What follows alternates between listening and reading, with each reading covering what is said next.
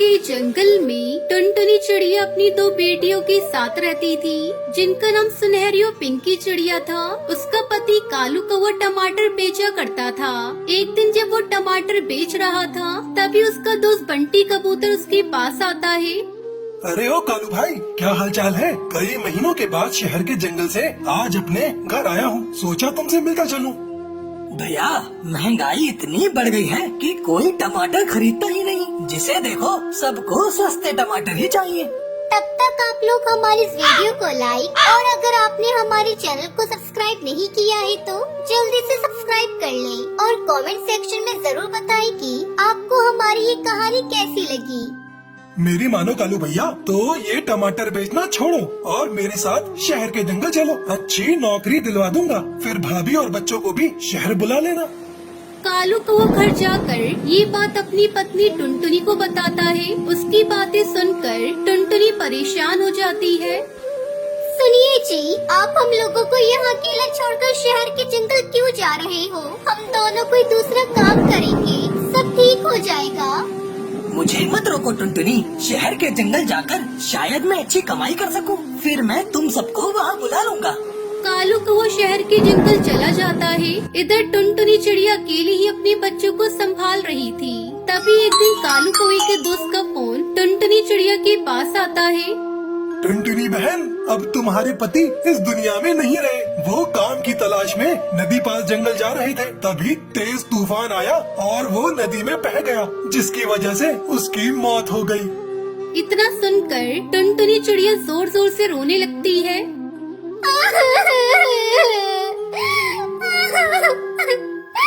ये क्या हो गया जी? मैंने आपसे मना किया था कि शहर के जंगल मत जाओ, लेकिन आपने मेरी बात नहीं मानी। अब मैं अपनी दोनों बेटियों को अकेले कैसे पालूंगी? तभी थोड़ी देर बाद तेज बारिश होने लगती है। हे भगवान, ये तो मुझे कैसी सजा दे रहा है। एक तो मेरे ऊपर इतना बड़ा तूफान आ गया, ऊपर से ये तेज बारिश। मैंने तो अपना घोंसला अभी तक मजबूत भी नहीं किया। सुनहरी के बापू हमारे साथ होते तो मुझे इतनी चिंता नहीं करनी पड़ती। 2 दिनों तक लगातार बारिश होती रही। जिस बात का टुनटुनी चिड़िया को डर था, आखिर वही हुआ। उसका घर टूटकर पानी में बहने लगा। अब मैं क्या करूं? कहाँ जाऊं अपनी बच्चियों को लेकर? अरे क्या सोच रही है टुनटुनी, जल्दी यहाँ से निकल अपनी बच्चियों को लेकर, वरना तुम सब डूब जाओगे। चलो बच्चों, यहाँ से हमें जाना होगा, नहीं तो हम भी इस बारिश के पानी में डूब जाएंगे। थोड़ी दूर जाने पर सुनहरी अपनी माँ से कहती है, माँ, बारिश के पानी में बहुत ठंड लग रही है। सुनहरी बिटिया, तू मेरे पास आ जा। टुनटुनी चिड़िया सुनहरी को अपनी गोद में बिठा लेती है और अपने बच्चों के साथ छिपने की नई जगह तलाश करने लगती है। हम कहाँ जा रहे हैं मम्मी? यहाँ तो कोई भी घर नहीं है। बारिश बहुत तेज है मम्मी, मेरे पंख गीले हो गए हैं, मुझसे तो उड़ा भी नहीं जा रहा है। थोड़ी हिम्मत और कर ले बिटिया, वो देख, वहाँ एक घर दिखाई दे रहा है। शायद वो जादूगर का गुलाब घर है। चलो चलकर वही देखते हैं। फिर टुनटुनी अपने बच्चों के साथ उस जादुई गुलाब घर के पास जाती है। जादूगर भैया, ओ जादूगर भैया, दरवाजा खोलो, मैं बहुत मुसीबत में हूँ। मेरा घर बारिश में टूट गया है, जल्दी दरवाजा खोलो भैया। अरे बहन, तुम कौन हो? जल्दी से घर के अंदर आ जाओ और अपने पंख सुखा लो, भीगने से तबीयत खराब हो जाएगी। तभी जादूगर की पत्नी सुंदरी कौवी उससे कहती है, तुम ये क्या कह रहे हो? बिना जान पहचान किसे घर में रख रहे हो? ये घर है, धर्मशाला नहीं। खबरदार, जो ये चिड़िया हमारे घर के अंदर आई तो मैं चोंच मार मार कर इन तीनों को मार डालूंगी। सुंदरी, मुसीबत में दूसरों की हम मदद नहीं करेंगे तो कौन करेगा? इस घर पर जितना तुम्हारा हक है उतना मेरा भी है, ये मत भूलो। ये घर मैंने अपने जादू से तैयार किया है। अगर टुनटुनी बहन के यहाँ रहने से तुम्हें परेशानी है तो तुम घर से बाहर चली जाओ, फिर तुम्हें पता चलेगा कि बारिश में भीगने से कैसा लगता है। जादूगर टुनटुनी चिड़िया उसके बच्चों को अपने घर में रख लेता है। कई दिनों बाद बारिश रुक जाती है। भैया, आपका बहुत बहुत धन्यवाद। आपने मुझे और मेरे बच्चों को आसरा दिया। मुझे भी अपनी बच्चियों के लिए नया घोंसला बनाना होगा। बहन, तुमने मुझे भैया कहा है और मैं अपनी बहन को खाली हाथ कैसे विदा कर सकता हूँ? ये लो जादुई गुलाब का बीज, इसे ले जाकर गीली मिट्टी में दबा देना। थोड़ी ही देर में ये गुलाब घर में बदल जाएगा। आपका बहुत बहुत धन्यवाद। मैं आपका ये एहसान कभी नहीं भूलूंगी। आप नहीं जानते आपने मेरी कितनी बड़ी समस्या दूर कर दी। उसके बाद टुनटुनी चिड़िया अपनी बेटियों के साथ घर लौटती है और गीली मिट्टी में वो जादुई गुलाब का बीज दबा देती है। थोड़ी ही देर बाद वहाँ एक बड़ा सा जादुई गुलाब का घर प्रकट हो जाता है। अरे माँ, वो देखो कितना अच्छा गुलाब घर बन गया। जादूगर अंकल ने तो हमें बहुत अच्छा घर बनाकर दे दिया। माँ, अब हमें तेज बारिश से डरना नहीं पड़ेगा। फिर सभी उस गुलाब घर में खुशी खुशी रहने लगते हैं।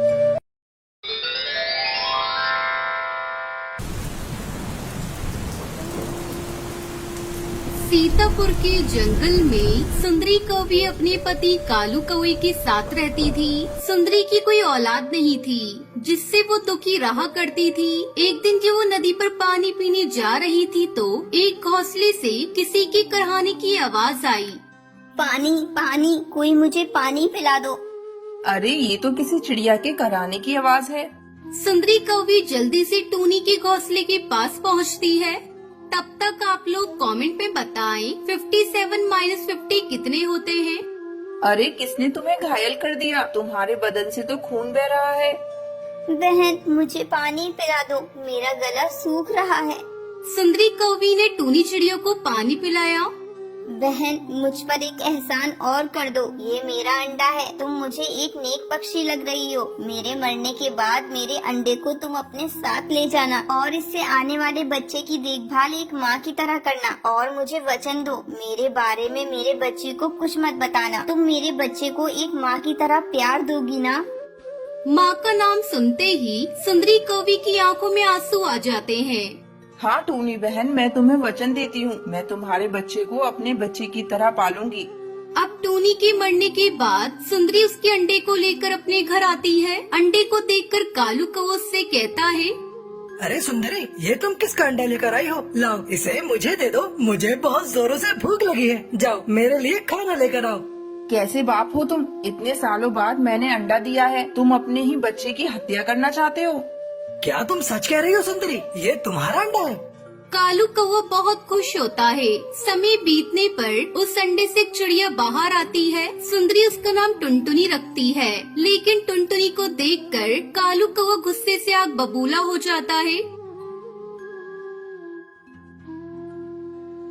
सच सच बताओ सुंदरी, ये किसका बच्चा है? ये तो किसी चिड़िया का बच्चा है। तुमने मुझसे झूठ बोला। मैं तुम्हें कभी माफ नहीं करूंगा। मैं तुम्हें अभी छोड़कर जा रहा हूँ और फिर कभी वापस नहीं आऊंगा। मत जाओ मुझे छोड़कर जी, ये मेरी ही बच्ची है। लेकिन कालू उसकी एक नहीं सुनता और उसे छोड़कर हमेशा के लिए वहाँ से चला जाता है। सुंदरी अकेले ही टुनटुनी को पालने लगी। जब टुनटुनी थोड़ी बड़ी हुई तो सुंदरी कौवी से एक दिन पूछती है, मम्मा, एक बात मुझे सच सच बताना, क्या मैं आपकी बेटी हूँ? आप तो एक कौवी हैं और मैं एक चिड़िया हूँ। मेरी माँ आप नहीं हो सकती। मुझे सच बताओ माँ, मेरी माँ कौन है? टुनटुनी बेटी, ये तू आज कैसी बातें कर रही है? तू मेरी बेटी है। किसने तुझसे कहा कि तू मेरी बेटी नहीं है? मम्मा, आप एक शिकारी पक्षी हो और मैं एक चिड़िया। आप तो मेरी माँ को भी मारकर खा गई होंगी। अब जब मैं बड़ी होंगी तो आप मुझे भी खा जाओगी। मुझे आपसे डर लग रहा है मम्मा। मैं आपके साथ नहीं रह सकती। मैं जा रही हूँ। ए भगवान, ये तूने मेरी ममता का कैसा इनाम दिया है मुझे। पहले मेरा पति मुझे छोड़कर चला गया और अब मेरी बेटी। मैं अपनी बेटी को सच्चाई नहीं बता सकती। अगर मैंने मेरी बच्ची को सच्चाई बता दी तो टूनी चिड़िया को दिया हुआ वचन झूठा हो जाएगा। भगवान, मेरी बच्ची को मेरे पास भेज दो, नहीं तो मैं उसके बगैर मर जाऊंगी। उसे मेरे पास भेज दो भगवान।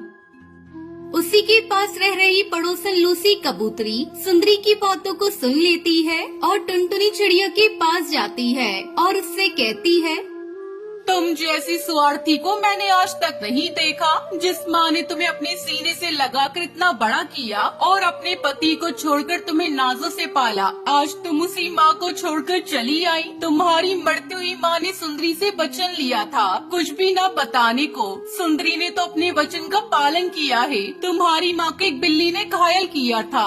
मरते समय उन्होंने तुम्हें सुंदरी को सौंप दिया। अभी भी समय है टुनटुनी, जाओ और जाकर अपनी माँ से माफी मांगो। टुनटुनी चिड़िया लूसी कबूतरी की बातें सुनकर रोने लगती है और तुरंत अपनी माँ के पास आती है।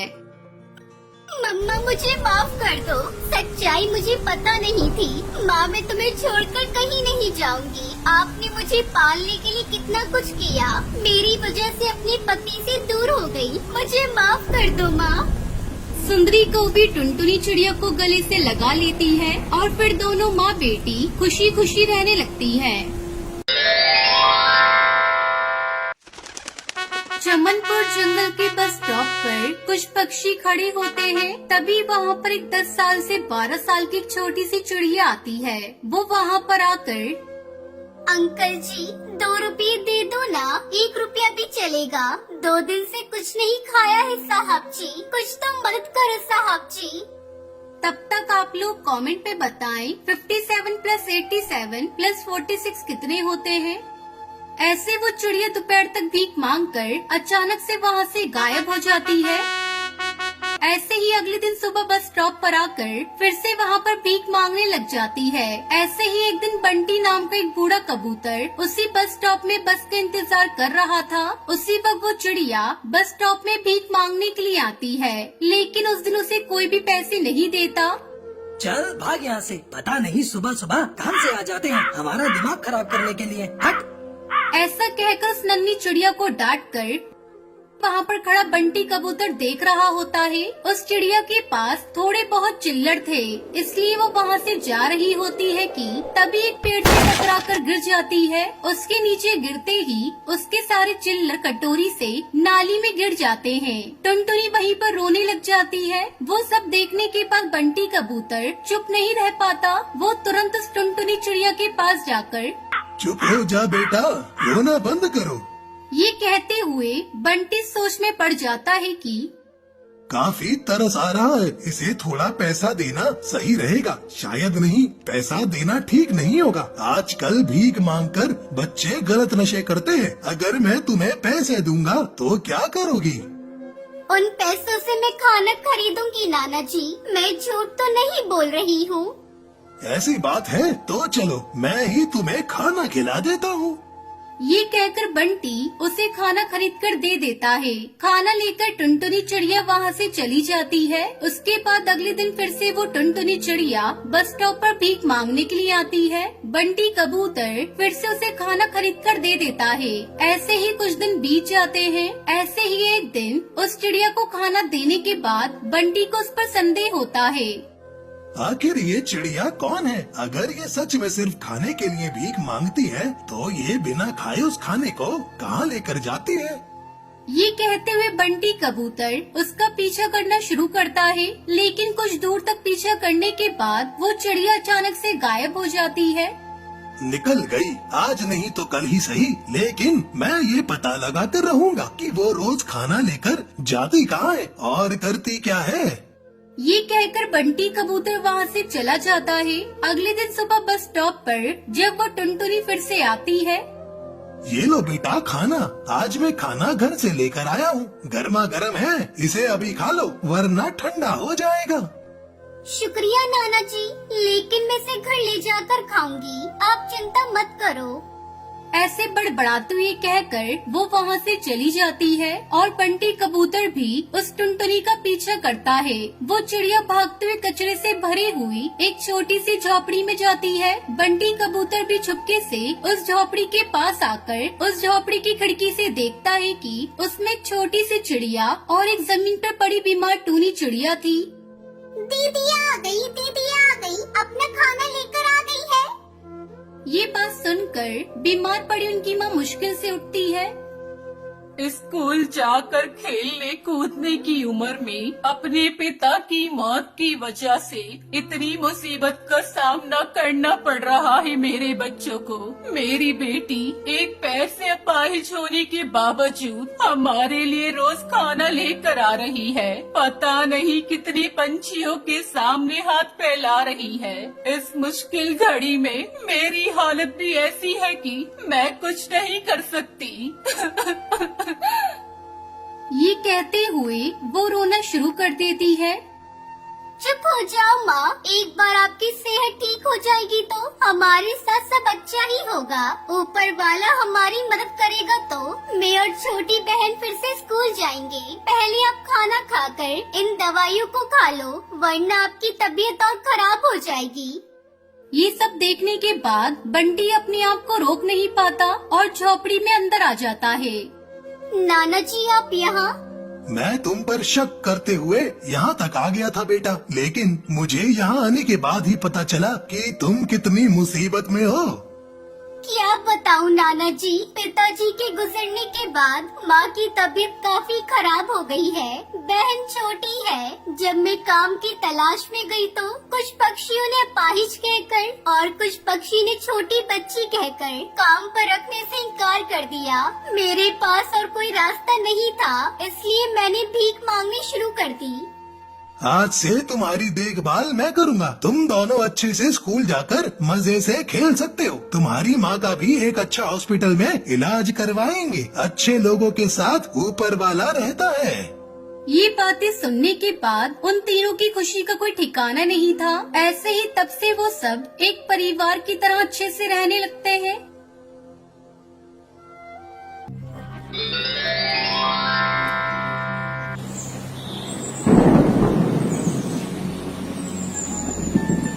उत्तराखंड के जंगल में टुनटुनी चिड़िया अपने 2 बच्चों के साथ रहती थी। उसका पति बंटी कबूतर हीरे की खदान में काम करता था। एक दिन वो अपनी पत्नी टुनटुनी से कहता है, टुनटुनी, आज मेरी तबीयत कुछ ठीक नहीं लग रही है। आज मैं जल्दी घर आ जाऊँगा। जब आपकी तबीयत ठीक नहीं है तो हीरे की खदान में काम करने क्यों जा रहे हो? वैसे भी वहाँ सांस लेना मुश्किल है। कालू सेठ से आज छुट्टी ले लो। नहीं टुनटुनी, तुम्हें पता नहीं है सेठ कितना खड़ूस है। एक दिन नहीं गया तो पूरे महीने का पगार काट लेगा। इसी शर्त पर तो उसने मुझे नौकरी दी थी। तब तक आप लोग कमेंट पे बताएं कि आपको पता है लाल किला कहाँ पर है। ऐसा कहकर बंटी कबूतर कालू सेठ की हीरे की खदान में काम करने चला जाता है। बंटी कबूतर खदान में जाकर हीरे ढूंढने लगता है और खुदाई करने लगता है। हीरे की खदान में खुदाई करते करते वो बेहोश होकर नीचे गिर जाता है और फिर नहीं उठता। शाम तक बंटी कबूतर घर नहीं आया तो टुनटुनी चिड़िया को उसकी चिंता सताने लगी। बच्चों, अभी तक तुम्हारे पापा घर नहीं आए। मैं तुम्हारे पापा को देखने जा रही हूँ। रात होने को आ रही है। ठीक है माँ, तुम जाओ, मैं टुन्नू का ध्यान रखूंगी। टुनटुनी सीधा कालू सेठ के पास जाती है। सेठ जी, अभी तक मेरे पति घर नहीं आए। सुबह उनकी तबीयत भी ठीक नहीं थी। अरे मैं क्या जानूँ तेरा पति कहाँ है? कम बखत ने अभी तक एक भी हीरा ढूंढ कर नहीं निकाला और बिना काम किए तनख्वाह पर तनख्वाह चाहिए बस। ऐसी खरी खोटी बातें सुनकर टुनटुनी परेशान हो जाती है। वो सोचने लगती है, आखिर सुनहरी के बापू गए तो कहाँ गए? टुनटुनी अपने पति को ढूंढने लगती है और उसी खदान के अंदर पहुंचती है और वहाँ बंटी जमीन पर पड़ा मिलता है। उसके पास एक नीला हीरा पड़ा था। वो बहुत तेज चमक रहा था। हाय रब्बा, ये क्या हो गया आपको? आंखें खोलिए। आंखें खोलिए बंटी जी, आंखें खोलिए। बंटी का पूरा शरीर ठंडा पड़ चुका था। अब मेरे बच्चों का क्या होगा? कहा था मत जाओ हीरे की खदान में, लेकिन तुमने मेरी एक न सुनी। टुनटुनी रोती हुई घर आती है और साथ में वो जादुई नीलम हीरा अपने साथ ले आती है। उसकी दुनिया उजड़ चुकी थी। बच्चे भी पिता की मौत की खबर सुनकर रोने लगते हैं। कई दिन इसी तरह बीत जाते हैं। घर में चूल्हा तक नहीं जला था। मम्मी भूख लगी है, कुछ खाने को दो ना। क्योंकि टुनटुनी कालू सेठ के पास इस उम्मीद से जाती है कि कभी बंटी की तनख्वाह उसे मिल जाए ताकि कुछ दिन तक तो उसको सहारा लग सके। क्या रे, तेरे पति ने जो मेरा नुकसान किया है उसकी भरपाई कौन करेगा? उसने मेरे पूरे 2 महीने बर्बाद किए और मुफ्त की तनख्वाह ली। तू भाग जा यहाँ से, नहीं तो तुझे भी मैं खदान के काम पर लगा दूंगा। ठीक है सेठ जी, मैं आपकी खदान में काम कर लूंगी, पर मेरे बच्चे कई दिनों से भूखे हैं। कुछ मेरे पति के पैसे मिल जाते तो मैं उन्हें भोजन करवा देती, फिर मैं आपके लिए हीरा खदान में काम कर लूंगी। ठीक है, ये ले 10 रुपए, और इस महीने मुझे हीरा जरूर चाहिए, वरना मैं तेरा घर तुझसे छीन लूंगा। टुनटुनी चिड़िया उदास मन से भोजन लेकर घर जाती है और अपने बच्चों को बुलाती है। सुनहरी और टुन्नू, जल्दी इधर आओ, मैं तुम लोगों के लिए भोजन लेकर आई हूँ। माँ की आवाज सुनकर बच्चे भागकर बाहर आते हैं। दोनों बच्चे खाना खाने लगते हैं और टुनटुनी की नजर उस चमकीले हीरे पर जाती है। काश हमारी किस्मत भी हीरे की तरह चमक जाए। अगर सेठ की खदान में काम नहीं करा तो सेठ हमारा घर भी छीन लेगा। क्या करूँ, कहाँ जाऊँ, किससे मदद मांगूं? डर के मारे टुनटुनी कालू सेठ के घर नहीं जाती और उस चमकीले हीरे को अपने आंगन में अपनी पति की याद में मिट्टी में दबा देती है। मैं इस हीरे को बेचकर अपने खाने का गुजारा कर सकती थी, लेकिन कालू सेठ को पता चला तो वो मुझे जिंदा मार देगा। अगले दिन जब टुनटुनी अपने घर के आंगन में निकलती है तो उसके आश्चर्य का ठिकाना नहीं रहता। पूरे आंगन में हीरे की फसल उगी हुई थी। चारों ओर हरे भरे पेड़ पर नीले चमकते हीरे दिखाई दे रहे थे। ये देखकर टुनटुनी खुश हो जाती है और वो जल्दी जल्दी हीरो को तोड़कर बाजार में बेचने चली जाती है। अब उसका पहले से भी ज्यादा बड़ा घर था और घर में खाने पीने की कोई कमी नहीं होती। इस तरह टुनटुनी हीरे की खेती करके खुशी खुशी अपने बच्चों के साथ रहने लगती है।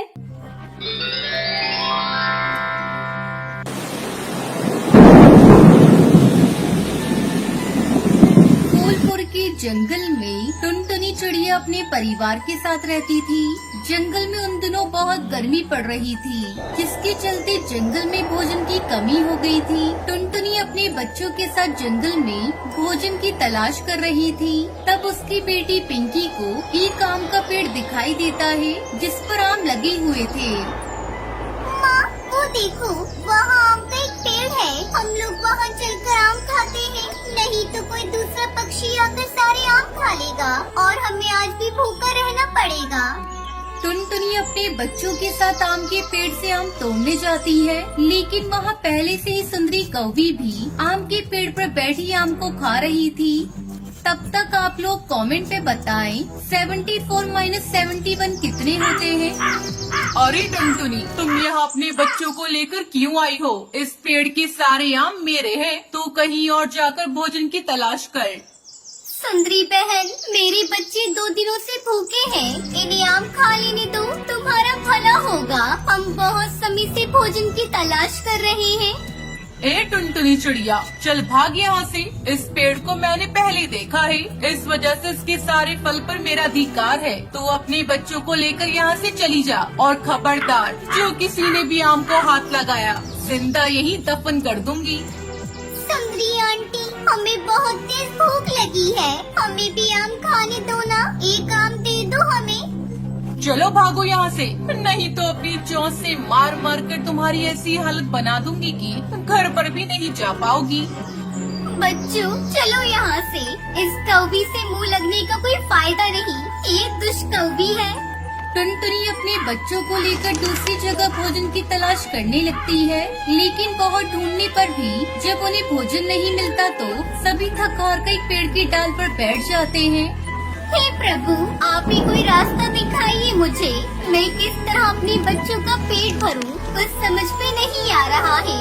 अनाज के एक दाना भी कहीं दिखाई नहीं दे रहा है। अब तू ही एक सहारा है, कोई चमत्कार कर दे भगवान। इस तरह कुछ दिन बीत जाते हैं। अचानक एक दिन बारिश जोरों से होने लगती है।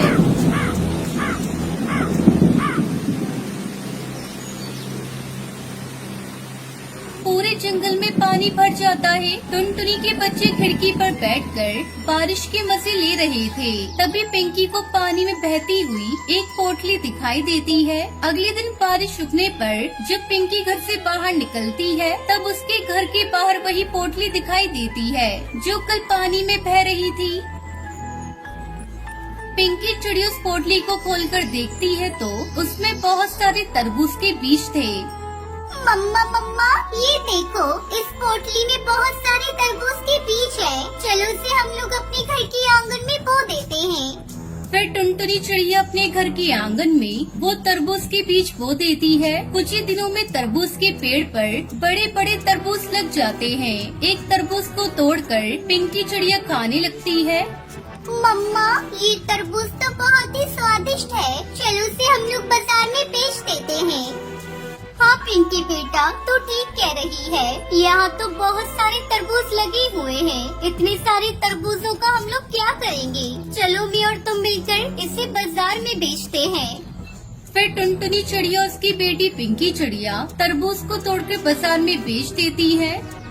तरबूज ले लो तरबूज, देसी तरबूज ले लो, लाल लाल तरबूज ले लो, मीठे रसीले तरबूज ले लो।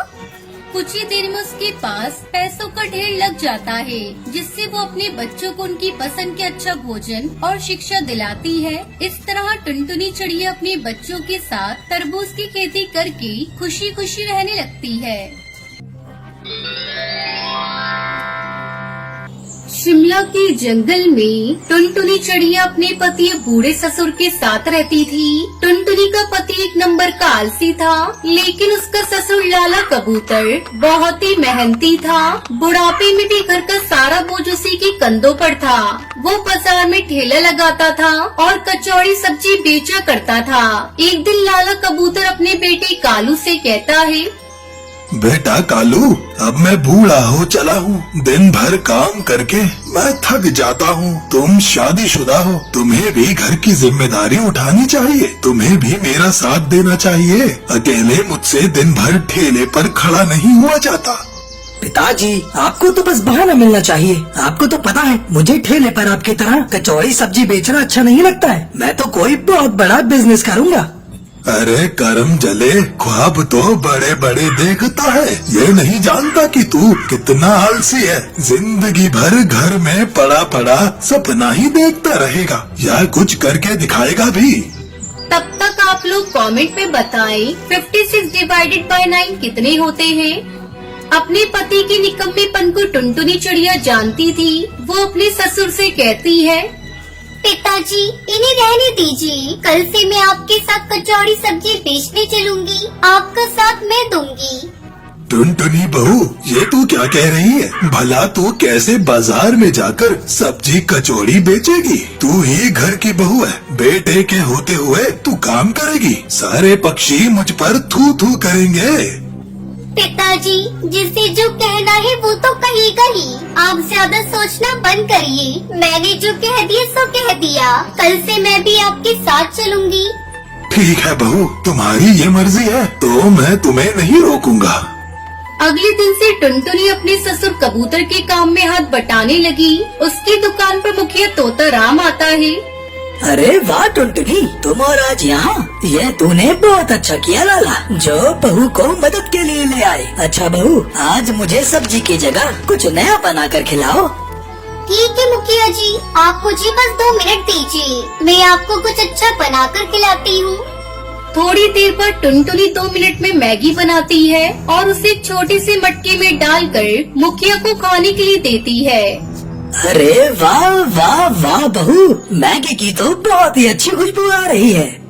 हाँ मुखिया जी, मैंने मटका मैगी बनाई है। मुझे विश्वास है इसे खाकर आप खुश हो जाएंगे। मुखिया मैगी खाने लगता है। अरे ये तो बहुत ही स्वादिष्ट है बहू। अरे तुम्हारी बहू ने तो बहुत ही स्वादिष्ट मटका मैगी बनाई है। अपनी कचौरी सब्जी की दुकान बंद करके मटका मैगी बेचना शुरू करो। देखना तुम्हारी आमदनी दुगनी हो जाएगी, दुगनी। मुखिया के मुंह से मटका मैगी की तारीफ सुनकर कई पक्षी मटका मैगी खाने आते हैं। अरे ओ बहन, मुझे मसाला मटका मैगी देना। अरे बेटा, मुझे भी मटका मैगी देना। मैं भी तो खाकर देखूं इसका स्वाद कैसा है। पहले ही दिन मटका मैगी की अच्छी कमाई हो जाती है। ये देखकर लाला कबूतर बहुत खुश हो जाता है। बहू, तुम लक्ष्मी हो लक्ष्मी। तुम्हारे कदम दुकान में पड़ते ही कमाई दुगनी हो गई है। बाजार से अभी और मैगी के पैकेट खरीद कर लाता हूँ। हाँ हाँ पिताजी, और लौटते समय रसीली तोती के घर से छोटे छोटे मटके भी लेते आइएगा। लाला कबूतर मैगी के पैकेट खरीदकर तोती के घर जाता है। मुझे 100 छोटे मटके चाहिए। ये लो एडवांस पैसे। जितना है मटका उतना मुझे भी दे दो, बाकी घर पे पहुंचा देना। अरे भैया, ये तो कमाल हो गया। मैं तो अपने धंधे से निराश हो चुकी थी। सोचा था मिट्टी के मटके बनाना छोड़ दूंगी, पर आपकी बहू टुनटुनी ने तो कमाल कर दिया। मुझे भूखे मरने से बचा लिया। ये 50 मटके तैयार हैं। बाकी की मैं तैयार करके आपके घर अभी पहुंचा देती हूँ। लाला कबूतर मटका और मैगी लेकर घर पहुंचता है। वहीं दूसरी तरफ टुनटुनी को मटका मैगी बेचकर पैसा कमाता देख कालू का ज़मीर जाग जाता है और वो एक दिन दुकान पर पहुंचकर कहता है, मुझे माफ कर दो। कोई धंधा छोटा नहीं होता और धंधे से बड़ा कोई धर्म नहीं होता। बस काम करने की लगन होनी चाहिए। मुझे समझ आ चुका है। मैं भी अब पिताजी के काम में हाथ बटाना चाहता हूँ। अपने पति के मुंह से ऐसी बातें सुनकर टुनटुनी बहुत खुश होती है। ये तो बहुत अच्छी बात है जी। हमारी मटका मैगी की डिमांड दिनों दिन बढ़ती जा रही है। हमें कुछ पक्षियों की आवश्यकता है। अगर आप हमारी मदद करेंगे तो इससे बढ़कर और क्या हो सकता है। इस तरह टुनटुनी खुशी खुशी मटका मैगी बेचकर अपने परिवार के साथ रहने लगती है।